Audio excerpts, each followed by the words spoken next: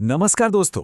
आज हम NCERT class 10 geography के एक बहुत ही इंटरेस्टिंग चैप्टर राष्ट्रीय अर्थव्यवस्था की जीवन रेखाएं कुछ समझने वाले हैं। देखिए, ये जो सड़कें हैं, रेलगाड़ियां हैं और हमारे कम्युनिकेशन के साधन हैं ना, ये किसी भी देश की इकोनॉमी के लिए ठीक वैसे ही हैं जैसे हमारे शरीर के लिए नसें और धमनियां। इन्हीं से तो देश चलता है। तो चलिए आज इसी टॉपिक को एकदम आसान भाषा में डिकोड करते हैं। आज की हमारी चर्चा का रोड मैप कुछ ऐसा रहेगा। सबसे पहले समझेंगे कि इन्हें जीवन रेखाएं कहते ही क्यों हैं। फिर हम भारत के सड़क और रेल नेटवर्क को देखेंगे। इसके बाद पाइपलाइन, जल और वायु मार्ग पर बात करेंगे। फिर कम्युनिकेशन के जाल को समझेंगे और आखिर में व्यापार, पर्यटन और हाँ, एक क्विक एग्जाम रिवीजन भी करेंगे। तो चलिए शुरू करते हैं। तो सबसे पहला और सबसे जरूरी सवाल, इन्हें लाइफ लाइन्स क्यों कहा जाता है? देखिए, जवाब बहुत ही सिंपल है। किसी भी देश का डेवलपमेंट इस बात पर टिका होता है कि वहां सामान और सेवाएं कितनी तेजी से और कितनी आसानी से एक जगह से दूसरी जगह पहुंचती हैं। और इसके लिए क्या चाहिए? एक मजबूत ट्रांसपोर्ट और कम्युनिकेशन सिस्टम। जरा सोचिए, खेत में उगा अनाज या फैक्ट्री में बना कोई सामान अपने आप हमारे घर तक तो नहीं पहुंचता, राइट? उसे बाजार तक लाने के लिए ट्रांसपोर्ट चाहिए। इसीलिए ट्रांसपोर्ट, कम्युनिकेशन और ट्रेड, ये तीनों एक दूसरे के पूरक हैं, एक दूसरे के बिना अधूरे हैं। ये मिलकर ही देश की पूरी अर्थव्यवस्था को आपस में कनेक्ट करते हैं और उसे आप कह सकते हैं जिंदा रखते हैं। चलिए अब जमीन पर उतरते हैं और बात करते हैं देश की उन आर्टरीज की, उन धमनियों की जो देश के कोने कोने को आपस में जोड़ती हैं, यानी कि सड़कें और रेल। क्या आपको पता है कि भारत का रोड नेटवर्क दुनिया के सबसे बड़े नेटवर्क्स में से एक है? इसकी कुल लंबाई है 62.16 लाख किलोमीटर। ये इतना बड़ा है कि आप सोच भी नहीं सकते। यही आंकड़ा दिखाता है कि सड़कें भारत के लिए कितनी ज्यादा जरूरी हैं। अब एक सवाल एग्जाम में बार बार आता है, रेलवे के होते हुए भी सड़कों की इतनी अहमियत क्यों है? इसके कुछ सॉलिड कारण हैं। पहला, इन्हें बनाने का खर्चा कम आता है। दूसरा, ये पहाड़ों जैसे ऊबड़ खाबड़ इलाकों में भी बनाई जा सकती हैं। तीसरा, ये घर घर तक सर्विस देती हैं, जिसे हम डोर टू डोर सर्विस कहते हैं। और चौथा, ये रेलवे स्टेशंस, एयरपोर्ट्स और बंदरगाहों को बाकी देश से जोड़ने का काम करती हैं। जरा इस मैप पर नजर डालिए। ये जो आप गोल्डन क्वाड्रिलेटरल देख रहे हैं ना, इसने तो भारत के 4 बड़े महानगरों के बीच की दूरी और समय को बहुत ही कम कर दिया है। और ये नॉर्थ साउथ और ईस्ट वेस्ट कॉरिडोर देश के दूर दराज के हिस्सों को एक साथ लाते हैं। अब बात करते हैं भारतीय रेलवे की। एक तारीख है जिसे आपको हमेशा याद रखना है, 1853। यही वो साल था जब भारत की पहली ट्रेन मुंबई से ठाणे के बीच 34 किलोमीटर तक चली थी। और बस यहीं से भारत में रेलवे के एक नए युग की शुरुआत हुई। तो सड़क चुने या रेल, मामला बहुत सीधा है। अगर कम दूरी तय करनी है या घर तक सामान पहुंचाना है तो सड़कें बेस्ट हैं।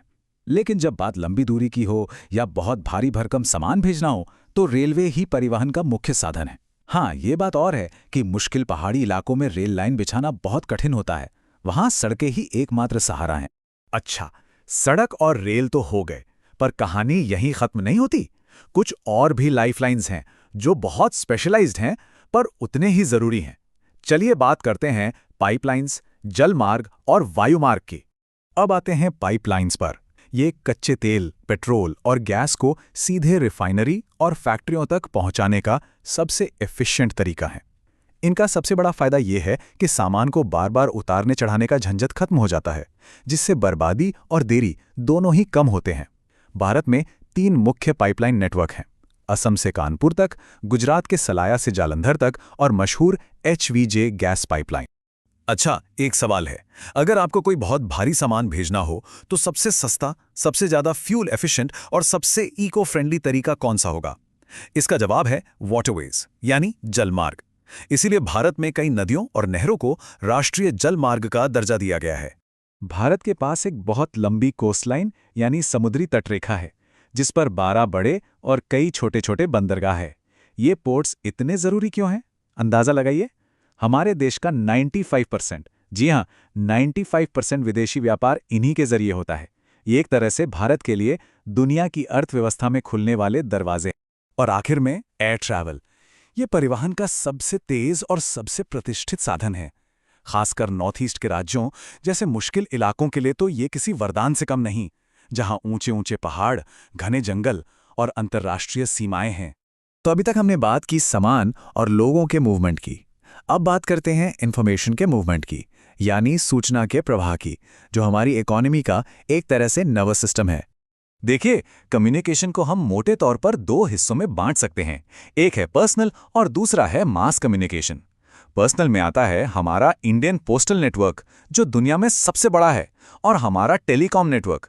वहीं मास कम्युनिकेशन में टेलीविजन, रेडियो, अखबार और फिल्में शामिल हैं, जो एक साथ लाखों करोड़ों लोगों तक जानकारी पहुंचाते हैं। और ऐसा मत सोचिएगा कि इंडियन पोस्ट पुराना हो गया है। टाइम के साथ इसने भी खुद को अपग्रेड किया है। बड़े शहरों में चिट्ठियों की क्विक डिलीवरी के लिए 6 स्पेशल मेल चैनल बनाए गए हैं, जैसे राजधानी channel, metro channel, green channel वगैरह वगैरह।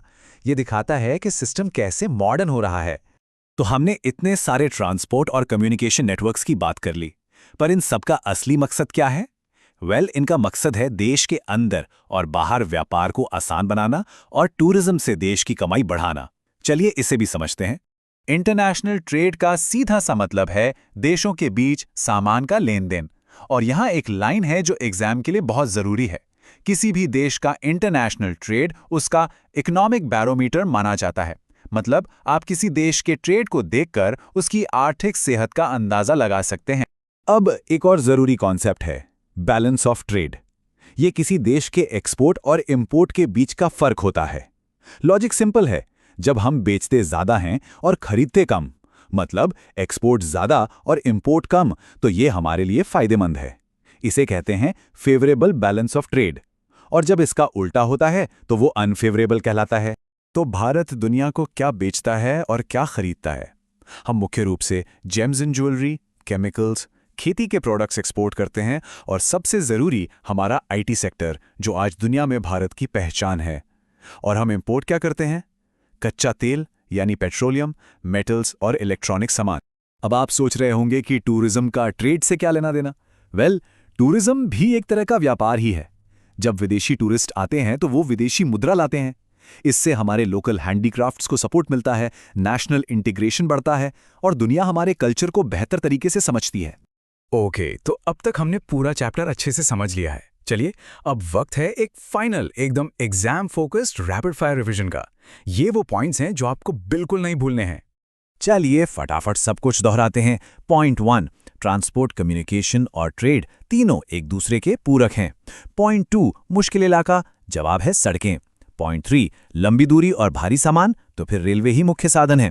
पॉइंट 4, पाइपलाइन से बर्बादी और देरी दोनों कम होती हैं। पॉइंट 5, सबसे सस्ता ट्रांसपोर्ट भारी सामान के लिए वाटरवेज। पॉइंट 6, इंटरनेशनल ट्रेड क्या है? देश का इकोनॉमिक बैरोमीटर। और पॉइंट 7, टूरिज्म एक बढ़ता हुआ व्यापार है। तो यही हैं वो जीवन रेखाएं जो मिलकर हमारे देश की अर्थव्यवस्था को गति देती हैं। अब सोचने वाली बात यह है कि भविष्य में टेक्नोलॉजी और नए आइडियाज के साथ भारत की अगली जीवन रेखा क्या होगी?